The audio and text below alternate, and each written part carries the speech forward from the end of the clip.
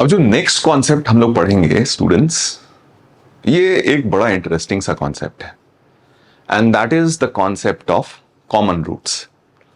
अब देखिए होगा क्या कि यहां पे आपके पास more than one quadratic equation दिए हुए रहेंगे और फिर उसमें कॉमन रूट्स के करस्पॉन्डिंग हमें कंडीशंस डिराइव करने हैं। ठीक है, एग्जाम्पल के तौर पे मैं आपको बताता हूं कि जैसे मान लीजिए आपके पास एक इक्वेशन है a1x² plus b1x plus c1 is equal to 0 और दूसरा इक्वेशन है a2x² plus b2x plus c2 is equal to 0। अब देखिए क्या क्या पॉसिबल कंडीशंस हो सकते हैं। एक तो कंडीशन है कि इन दोनों में कोई भी रूट कॉमन नहीं है। ठीक है, तो इसमें तो कोई कंडीशन सोचने की जरूरत है नहीं। लेकिन दूसरा कंडीशन ये हो सकता है कि इन दोनों में एटलीस्ट वन रूट, मतलब एग्जैक्टली वन रूट कॉमन हो। और तीसरा कंडीशन है कि दोनों ही रूट्स कॉमन हो। ठीक है क्या? तो हमें क्या चाहिए, हम वो कंडीशन निकालना चाहते हैं जिसमें हम a1 b1 c1 और a2 b2 c2 पे वो कंडीशंस लिवाई कर पाए टू मेक श्योर कि इन दोनों के बीच में रूट्स कॉमन हो। तो पहला केस लेते हैं, case 1, when both roots are common. When both roots are common. अब मान लीजिए दोनों ही रूट अगर आपके कॉमन है तो कंडीशन होगा क्या? होगा ये कि जैसे मान लीजिए इसके भी रूट अल्फा बीटा हो गए, इसके भी रूट अल्फा बीटा हो गए, तो बस आपके पास कंडीशन ये होता है कि ये दोनों इक्वेशन एक दूसरे के प्रोपोर्शनल हो जाएंगे, यानी कोएफिशिएंट्स एक दूसरे के प्रोपोर्शनल हो जाएंगे। तो यहां पे कंडीशन ये हो जाएगा कि a1 अपॉन a2, ठीक है, कंडीशन ये हो गया कि a1 upon a2 is equal to b1 upon b2 is equal to c1 upon c2। ठीक है, ये आपका कंडीशन हो गया। आया कैसे? आया बड़ा सिंपल है कि अगर दोनों ही रूट कॉमन है तो सपोज इसके भी रूट अल्फा बीटा और इसके भी रूट अल्फा बीटा, तो दोनों का सम ऑफ रूट्स और प्रोडक्ट ऑफ रूट्स क्या होगा? सेम होगा। तो अगर सम ऑफ रूट्स आप देखते हैं तो पहले इक्वेशन का आ जाएगा -b1/a1 और दूसरे इक्वेशन का आ जाएगा -b2/a2। तो यहां से सिंप्लीफाई करके हमने लिखा तो लिख सकते हैं हम a1/a2 is equal to b1/b2, है ना। सिमिलरली अगर आप प्रोडक्ट ऑफ रूट्स निकालते हैं तो पहले इक्वेशन के लिए c1/a1 और दूसरे इक्वेशन के लिए c2/a2 आ जाएगा और यहां से भी हमारे पास आ गया a1/a2 is equal to c1/c2। इन दोनों को अगर आप कंबाइन करके लिखेंगे तो आपके पास ये रिजल्ट आ जाएगा। ठीक है क्या? तो ये तो कंडीशन हो गया कि जब हमारे पास दोनों रूट्स कॉमन हो। नेक्स्ट केस हम डिस्कस करते हैं जहां पे हमारे पास एग्जैक्टली वन रूट कॉमन हो। ठीक है, next case 2, when exactly one root is common। when exactly one root is common। ठीक है, अब यहां पे exactly one रूट ही है जो दोनों में कॉमन है। तो मान लेते हैं अल्फा, जैसे मान लीजिए हमारे पास ये इक्वेशन है, तो let alpha be the common root. Alpha be the common root. ठीक है, तो अल्फा पहले इक्वेशन को भी सेटिस्फाई करेगा और दूसरे इक्वेशन को भी सेटिस्फाई करेगा। तो यानी आपके पास हो गया a1 alpha square plus b1 alpha plus c1 is equal to 0 और दूसरा इक्वेशन हो जाएगा a2 alpha square plus b2 alpha and plus c2 is equal to 0। अब हम क्या करते हैं, क्रॉस मल्टीप्लीकेशन मेथड से इसको सॉल्व करने की कोशिश करते हैं। तो क्रॉस मल्टीप्लीकेशन मेथड अगर आपको याद हो तो अल्फा स्क्वायर, इसके नीचे जब लिखेंगे तो ये वाला हटा देते हैं, इसके कोएफिशिएंट्स लिख लेते हैं डिटर्मिनेंट फॉर्म में। तो b1 c1 b2 c2, ठीक है क्या, is equal to minus alpha लिखते हैं और अल्फा वाला टर्म हटा के बाकी रिमेनिंग कोएफिशिएंट्स हम डिटर्मिनेंट फॉर्म में लिख लेते हैं। तो a1 c1 a2 c2, ठीक है, और इज इक्वल टू कांस्टेंट के लिए 1 अपॉन कांस्टेंट वाला हटा देंगे और बाकी के रिमेनिंग कोएफिशिएंट्स का डिटर्मिनेंट फॉर्म में लिख लेंगे A1 B1 A2 B2, ठीक है क्या? सिंप्लीफाई किया तो यहां से आपके पास आ गया अल्फा स्क्वेयर अपॉन ये क्या हो जाएगा B1 C2 minus B2 C1 is equal to alpha upon ये नेगेटिव मैं इधर मैनेज कर ले रहा हूं तो ये हो जाएगा A2 C1 minus A1 C2 और इज इक्वल टू 1 अपॉन यहां पे हो जाएगा आपका A1 B2 minus A2 B1, ठीक है? अब देखिए इन दोनों से एक अल्फा कैंसिल होके अल्फा की जो वैल्यू आएगी वो आ जाएगी B1 C2 minus B2 C1 upon A2 C1 minus A1 C2 और इन दोनों से सॉल्व करके अल्फा की जो वैल्यू आएगी वो आ जाएगी A2 C1 minus A1 C2 divided by A1 B2 minus A2 B1 और ये जो कंडीशन आया, ठीक है, ये जो कंडीशन आया आपको मैं ये सर्कल करे, ये जो कंडीशन आया, ठीक है, कलर दूसरा सेलेक्ट कर लेते हैं,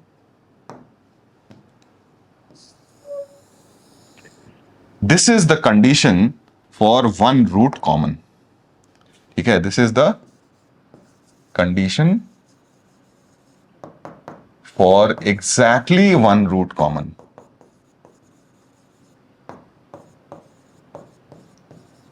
एग्जैक्टली वन रूट कॉमन, ठीक है क्या? तो ये कंडीशन होता है, याद नहीं करेंगे, ठीक है, इसको याद करने की जरूरत नहीं है। देखो जहां याद करने की जरूरत होती है मैं पहले ही बोल देता हूं कि ये याद रखना है, इसको याद रखने की जरूरत नहीं है। हम लोगों को अगर कभी भी कॉमन रूट का कंडीशन निकालना होगा तो हम प्रोसेस याद रखेंगे एंड प्रोसेस से हम लोग निकालेंगे, इस रिजल्ट को याद नहीं रखेंगे, ठीक है?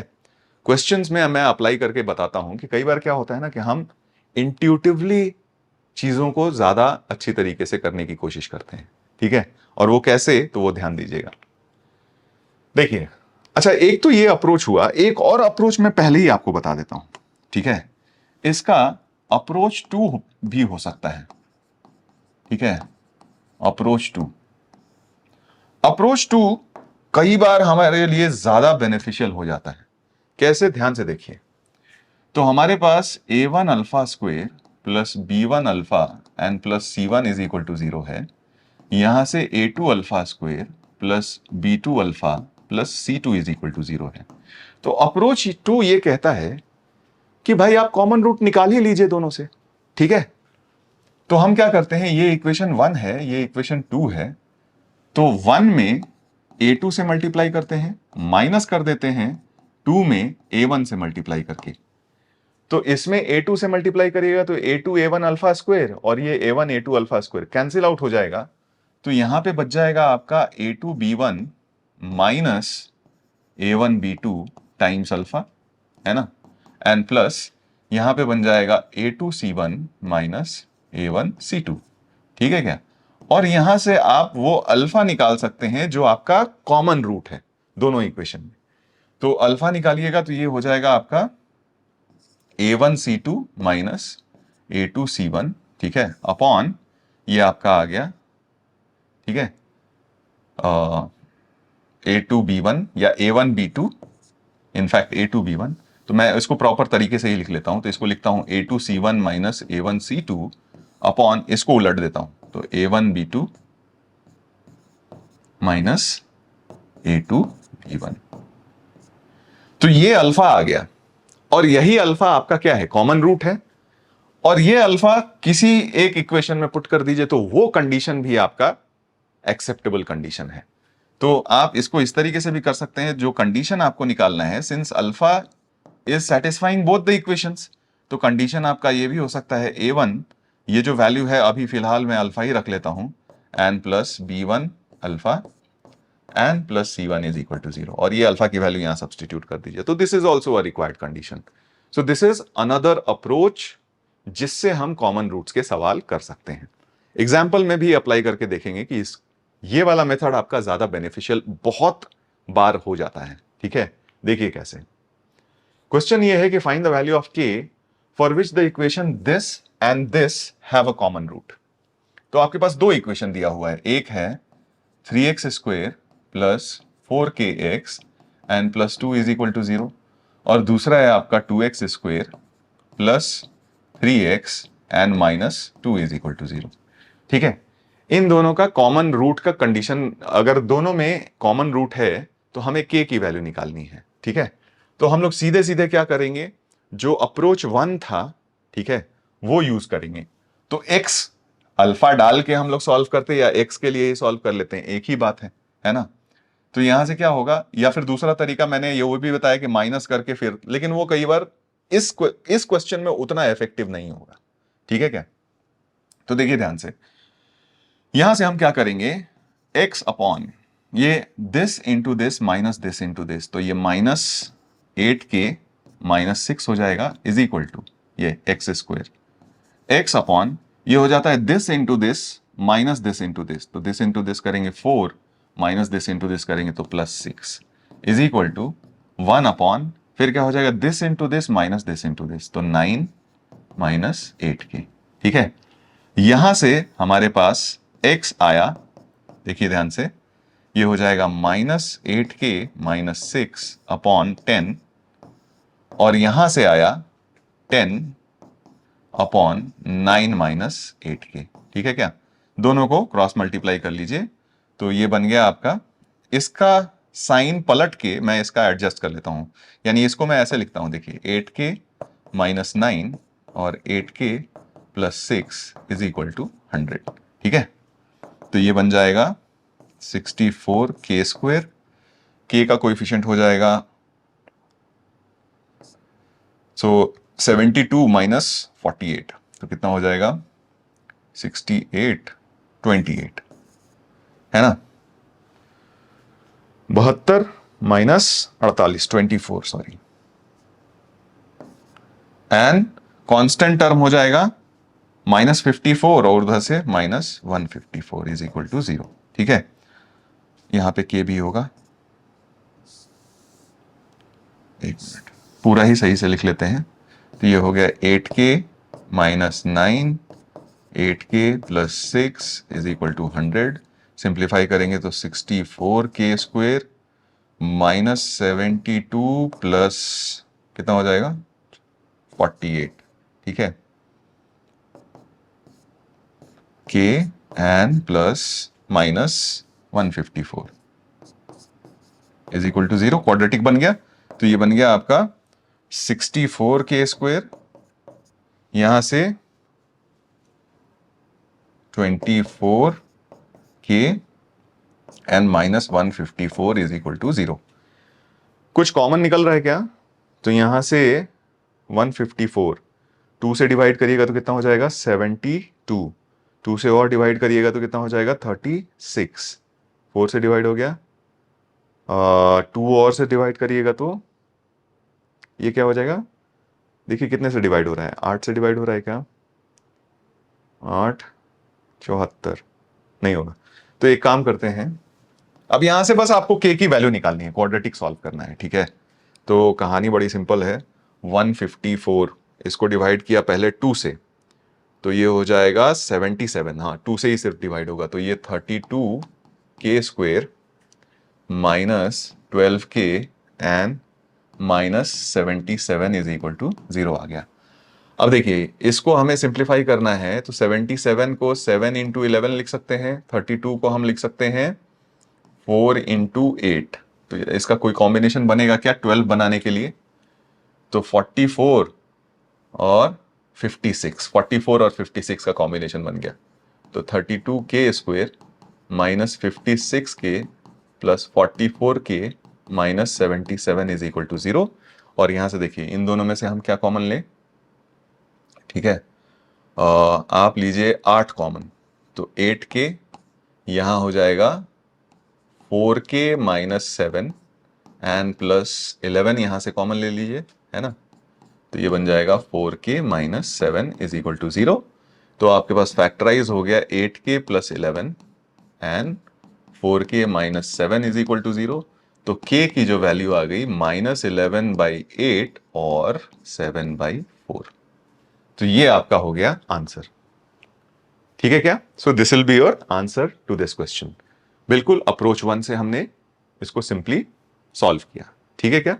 मैंने बोला था कि रिजल्ट हम याद नहीं रखेंगे, जब भी इस तरीके का क्वेश्चन आएगा तो हम रिजल्ट वहीं से डिराइव करके और फिर सवाल करेंगे, क्योंकि it is not worth it to remember that result. ठीक है, ऑलराइट। नेक्स्ट है, if the quadratic equation this and this have a common root then prove that their uncommon roots are roots of this equation. अब यहां पे चीजें देखिए approach 2 से बहुत आसानी से होंगी। ये है आपका x square plus b x and plus c is equal to 0। दूसरा इक्वेशन है आपका x square plus c x and plus b is equal to 0। हमें बोला जा रहा है कि इन दोनों में एक रूट कॉमन है, तो जो दूसरा अनकॉमन रूट है उसका जो इक्वेशन बनेगा वो ये बनेगा, ये हमें बताना है। ठीक है, तो देखिए हम क्या करते हैं, इन दोनों में से सबसे पहले वो कॉमन रूट निकाल ही लेते हैं। ठीक है क्या? क्वेश्चन में ऑलरेडी दिया हुआ है कि b is not equal to सी, तो दोनों को सब्ट्रैक्ट कर दीजिए, तो ये तो 0 हो गया। यहां पे आ जाएगा b minus c times x और minus of b minus c आ गया is equal to 0। b minus c common ले लीजिए, तो ये बन गया x minus 1 is equal to 0। Question में ऑलरेडी दिया हुआ b नॉट इक्वल टू सी, तो जो हमारा कॉमन रूट आ गया x is equal to 1, so this is the common root. यही आपका क्या हो जाएगा, common root of the two equations. अब देखिए यहां पे अप्रोच 2 कितना आसान हो गया, हमने वो कॉमन रूट निकाल ही लिया। तो यहां से अब दो चीजें आपको पता चल गई कि x इज इक्वल टू 1 जो है ये दोनों इक्वेशन को सेटिस्फाई करेगा। तो अगर x इज इक्वल टू 1 इसको सेटिस्फाई करेगा तो क्या हो जाएगा, putting x is equal to 1, put x is equal to 1 in first equation. यहां पे बेसिकली हमने 1 माइनस 2 किया है इन 1, तो यहां से आपके पास रिजल्ट हो गया 1 plus b plus c is equal to 0। ये याद रखेंगे, मान लेते हैं ये थर्ड इक्वेशन है। ठीक है, अच्छा तो हमने ये आइडेंटिफाई तो कर ही लिया है कि इन दोनों इक्वेशन में जो कॉमन रूट है वो 1 है, तो मान लेते हैं इसका रूट 1 और अल्फा है, इसका रूट 1 और बीटा है। अब हमें क्या करना है, हमें एक ऐसा इक्वेशन निकालना है जिसके रूट्स अल्फा और बीटा हो, तो उसके लिए हमें अल्फा और बीटा निकालना पड़ेगा। तो इस इक्वेशन से अगर हम प्रोडक्ट ऑफ रूट्स निकालते हैं तो यहां से आपके पास आ जाएगा अल्फा और यहां से आपके पास आ जाएगा सी, तो क्लियरली आपके पास अल्फा इज इक्वल टू सी आ गया। इस इक्वेशन से अगर हम प्रोडक्ट ऑफ रूट्स निकालते हैं तो 1 इंटू बीटा आएगा और यहां से प्रोडक्ट ऑफ रूट्स बी आ जाएगा, तो यानी beta is equal to B आ गया। तो देयरफॉर रिक्वायर्ड इक्वेशन जो होगा, रिक्वायर्ड इक्वेशन ये क्या हो जाएगा, x square minus sum of roots, तो अल्फा प्लस बीटा यानी b plus c times x and plus product of roots, तो प्रोडक्ट ऑफ रूट्स कितना हो जाएगा, alpha into beta that is b c. लेकिन हमें ये इक्वेशन नहीं दिया हुआ है, हमें तो शो करना है x square plus x plus b c is equal to 0। अब यहां पे देखिए इस इक्वेशन का इंपॉर्टेंस आ गया, यहां से b प्लस सी की वैल्यू हम लोग क्या लिख सकते हैं, यहां से b प्लस सी की वैल्यू हम -1 लिख सकते हैं, इसको यहां सब्सटीट्यूट कर दीजिए, तो आपके पास इक्वेशन बन गया x square b plus c के बदले में -1, तो plus x and plus b c is equal to 0, और यही आपका क्या हो गया आंसर।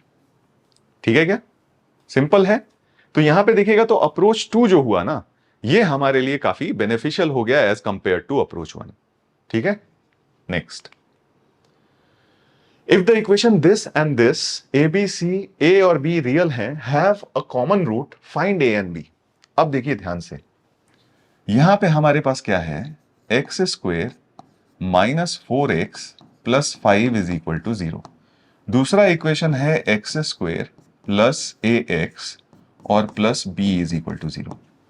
अब दिया हुआ है हमारे पास कि इन दोनों में कॉमन रूट है, हैव अ कॉमन रूट, और दूसरा कंडीशन ये भी दिया हुआ है कि ए और बी रियल है। अब देखिए ध्यान से, इक्वेशन 1 का अगर हम डी निकालें डिस्क्रिमिनेंट, तो ये क्या हो जाएगा, बी स्क्वेयर माइनस 4ac, तो ये आ जाता है -4 which is less than 0। Discriminant of the first equation is less than 0, यानी इस इक्वेशन के जो रूट्स होंगे वो क्या होंगे, इमेजिनरी होंगे। सारे कोएफिशिएंट्स रियल हैं, तो इमेजिनरी रूट्स हमेशा क्या होते हैं, कॉन्जुगेट पेयर में होते हैं। ठीक है क्या, अब इन दोनों में एक रूट कॉमन है, तो इसका मान लीजिए एक इमेजिनरी रूट से for example alpha plus I beta आता है, तो वो अल्फा प्लस आई बीटा इसका भी रूट होगा, तो इसका भी एक रूट इमेजिनरी हो गया।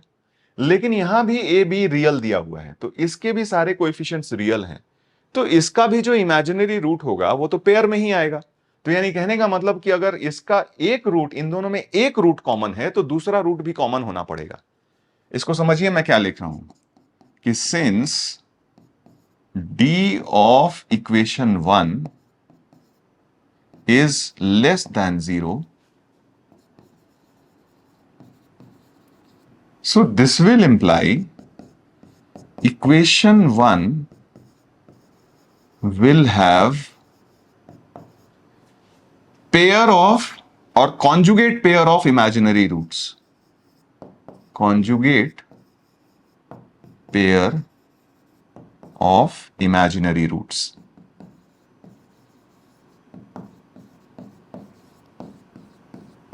ठीक है क्या? एंड सिंस इक्वेशन 1 एंड 2, इसको 1 और इसको 2 बोल देते हैं, since 1 and 2 has a common root and coefficients of equation 2 are all real, so it will also have conjugate pair of roots. It will also have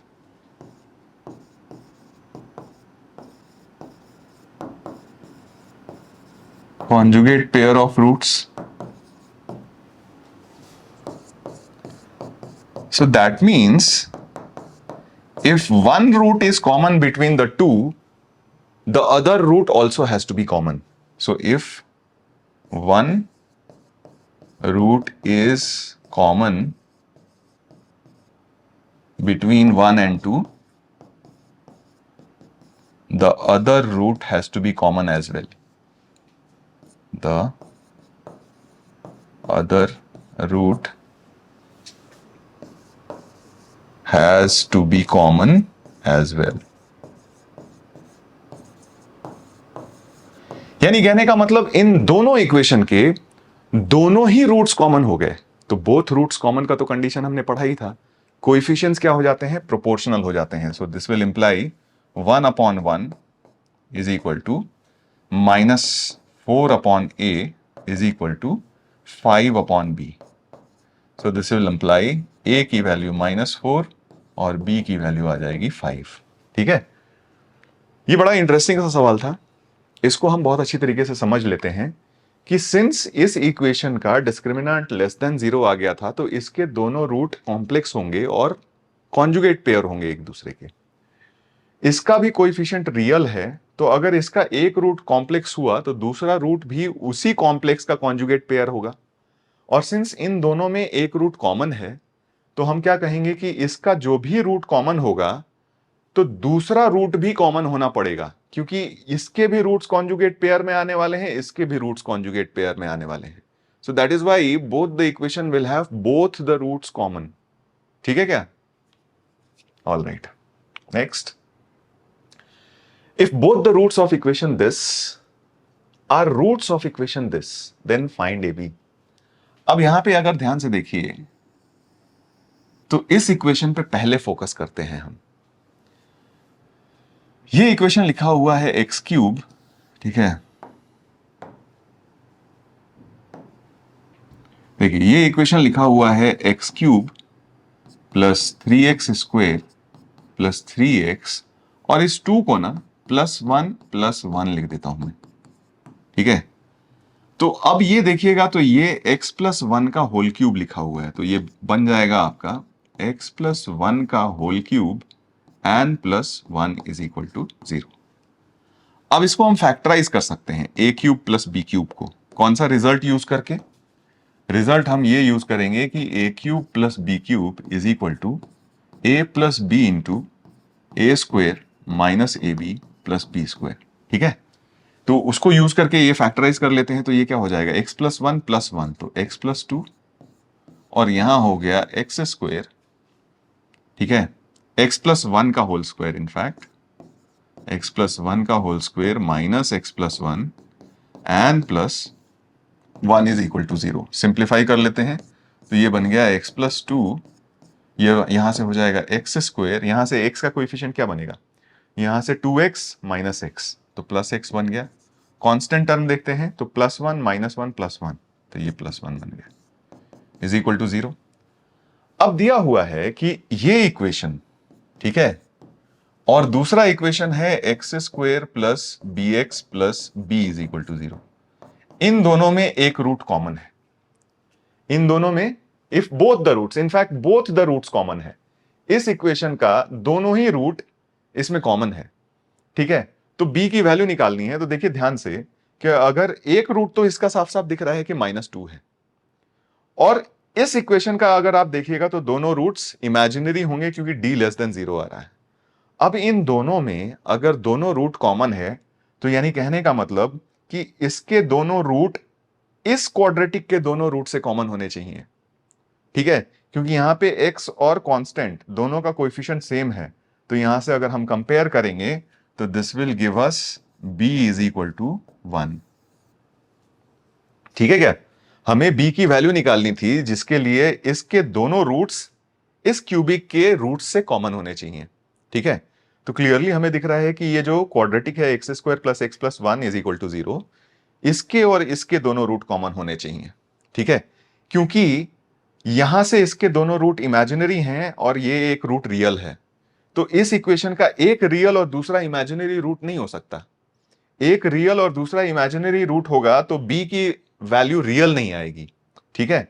तो यानी दोनों ही इमेजिनरी वाले रूट दोनों में कॉमन होने चाहिए थे, और इसलिए यहां पे b की वैल्यू क्या आ जाएगी, 1, क्योंकि कोएफिशिएंट्स आपके क्या हो जाएंगे, प्रोपोर्शनल हो जाएंगे, ठीक है क्या। ऑल राइट, नेक्स्ट है कि if each pair of these quadratic equations has exactly one common root then show that, ये अब ये थोड़ा सा ट्रिकी सा सवाल है, ठीक है, और इसको थोड़ा अच्छी तरीके से देखते हैं।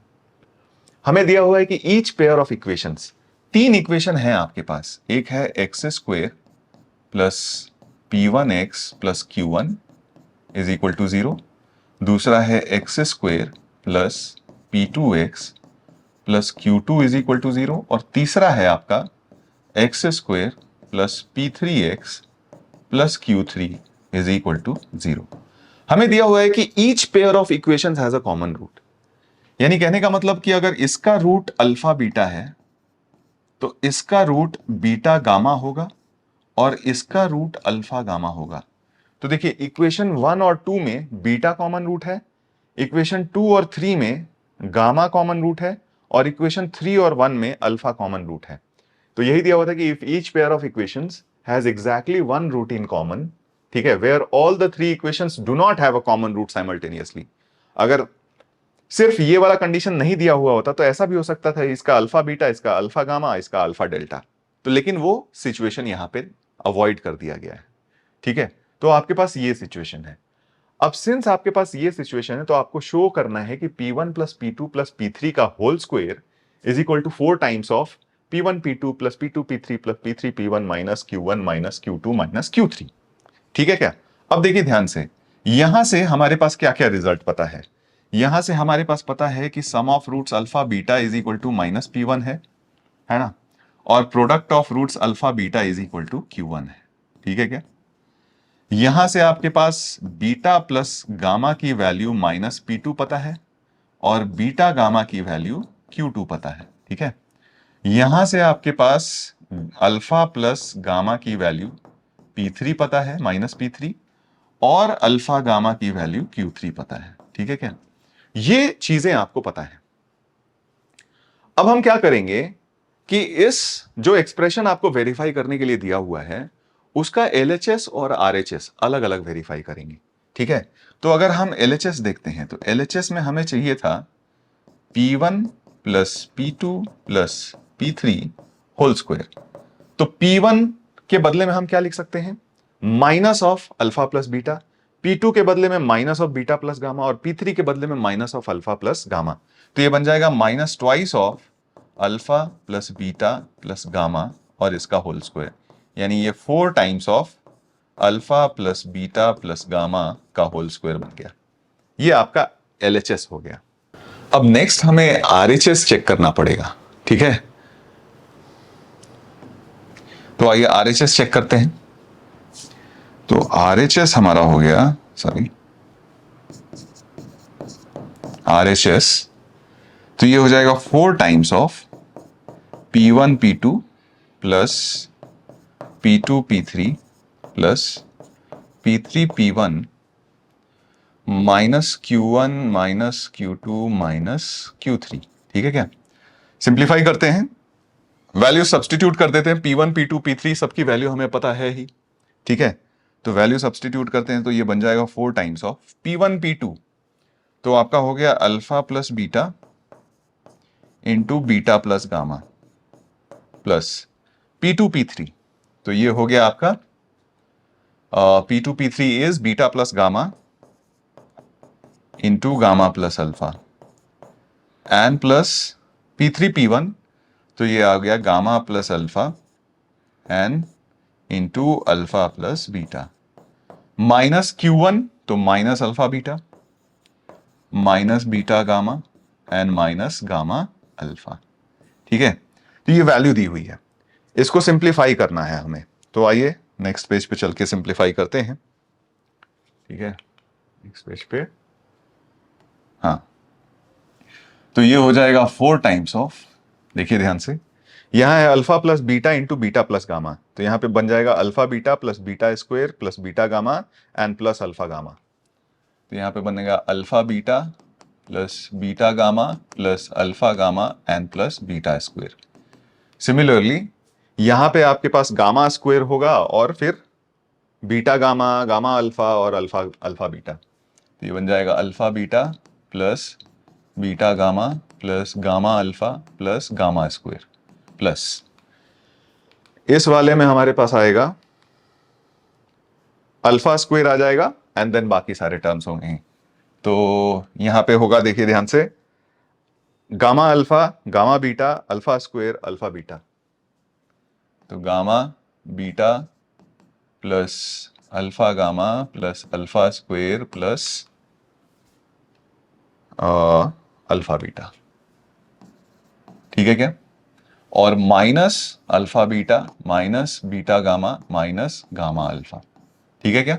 अब देखिए ध्यान से, एक अल्फा बीटा कैंसिल, एक बीटा गामा और बीटा गामा कैंसिल, एक गामा अल्फा और गामा अल्फा कैंसिल। ठीक है, तो ये एक्सप्रेशन बन गया 4 times of alpha square plus beta square plus gamma square plus, देखिए अल्फा बीटा 2 बार आया है, एक यहां पे अल्फा बीटा और एक अल्फा बीटा, तो plus 2 alpha beta, similarly 2 beta gamma and plus 2 gamma alpha, and this is nothing but alpha plus beta plus gamma का होल स्क्वायर, है ना। तो LHS भी देखिए आपके पास आया था 4 times of alpha plus beta plus gamma का होल स्क्वायर, RHS भी आ गया 4 times of alpha plus beta plus gamma का होल स्क्वायर, तो this will imply LHS is equal to RHS। Proved, है ना? ठीक है।